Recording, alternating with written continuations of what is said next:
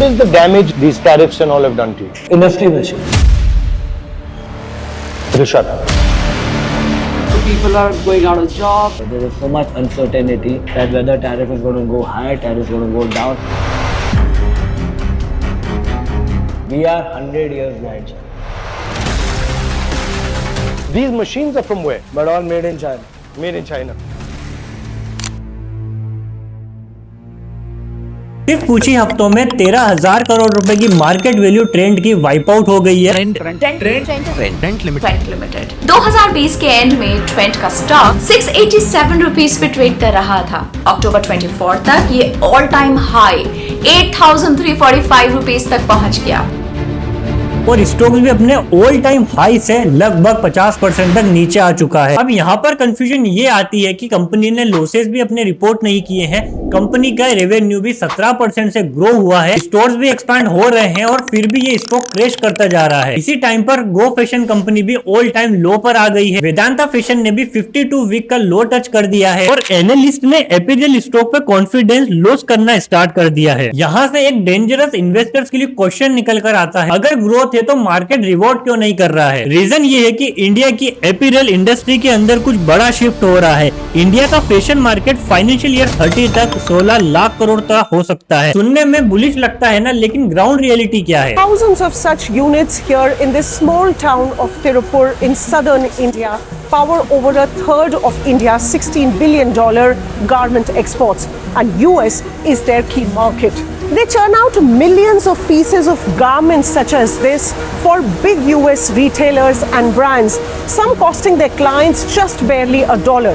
But with tariffs coming in, the business has been hit. All this is ready for shipment? Yes, ready for shipment. You just see, it's because of the tariff, buyer hold the goods at the moment. You just see, too many pieces. It's near about 1.2 million pieces. It's under hold. For many exporters like this one, US buyers have completely put orders on hold, which means production has been hit. Machinery lying unused and inventory is already piling up. If the situation persists, workers fear layoffs, and this is the biggest uncertainty India's export picture is facing. ये video किसी एक particular company के बारे में नहीं होने वाली है, ये वीडियो होने वाली है पूरे ही अपीयरल सेक्टर रीरेट क्यों हो रहा है।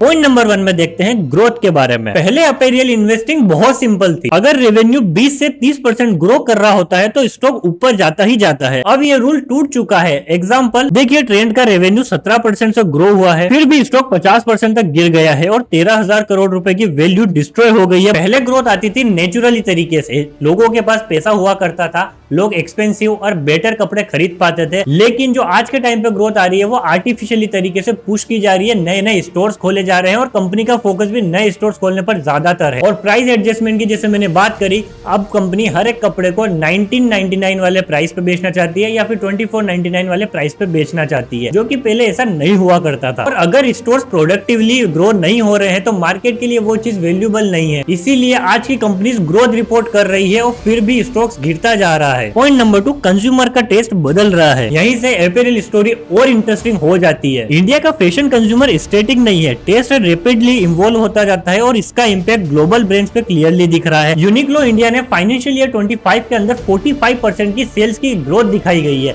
जो कि पिछले साल 31% की थी। और दूसरी साइड मार्क्स एंड स्पेंसर की सेल्स 12% तक गिरी है, एडिडास की ग्रोथ स्लो होकर 5% रह गई है और ज़ारा का भी ग्रोथ यहाँ पर फ्लैट दिखाया गया है। और ये कोई शॉर्ट टर्म ट्रेंड नहीं है, ये एक स्ट्रक्चरल शिफ्ट होने वाला है जो कि विनर और लूजर तय करेगा कि कौन होने वाले हैं। पॉइंट नंबर 3 में हम डिस्कस करेंगे रियल वॉर फैशन का नहीं है, प्राइस टैग का कैसे है, क्योंकि यहीं पर तो वॉल्यूम मिलता है। प्रॉब्लम यहीं पर आ रही है, जो प्रीमियम ब्रांड्स है वो अपने प्राइस से नीचे आने की कोशिश कर रहे हैं और जो मास ब्रांड्स है वो ऊपर जाने की कोशिश कर रहे हैं। और इससे रिजल्ट क्या निकल रहा है? इंटेंस कंपटीशन बढ़ रहा है, फ्रीक्वेंट डिस्काउंटिंग बढ़ रही है और मार्जिन पे प्रेशर आ रहा है। इसीलिए आज आप देखते हो स्केल बढ़ने के बाद भी स्टोर्स का मार्जिन के ऊपर प्रेशर बढ़ता जा रहा है। और जब सब एक ही वॉलेट के ऊपर फाइट कर रहे होते हैं तो ग्रोथ को प्रॉफिट में कन्वर्ट करना बहुत मुश्किल हो जाता है। Point number 4, growth driver. सबसे पहले पहला ग्रोथ ड्राइवर है राइजिंग इनकम। अगर मिडिल क्लास की इनकम राइज होगी तभी तो एपीरियल सेक्टर के अंदर थोड़ा हमको बूम देखने को मिलेगा। सेकंड ग्रोथ ड्राइवर्स निकल कर आता है छोटे छोटे गांव से लोग सिटीज की तरफ मूव कर रहे हैं और छोटी छोटी सिटीज से लोग मेट्रो सिटीज तक मूव कर रहे हैं। अगर यहाँ पर ये चीज चलती रही तो ही ग्रोथ आने के चांस बढ़ जाएंगे। रियल रीजन ये नहीं है कि कौन सा स्टॉक खरीदना चाहिए, रियल लेसन ये है कि प्राइस देखने से पहले बिजनेस को कैसे पढ़ा जाता है और ये स्किल तो लाइफ टाइम कंपाउंड इन होती जाती है। आई होप आपको ये वीडियो समझ आई होगी, पसंद आई होगी। मुझे कमेंट सेक्शन में अपने थॉट्स जरूर बताना। मिलते हैं नेक्स्ट वाली वीडियो के अंदर, तब तक के लिए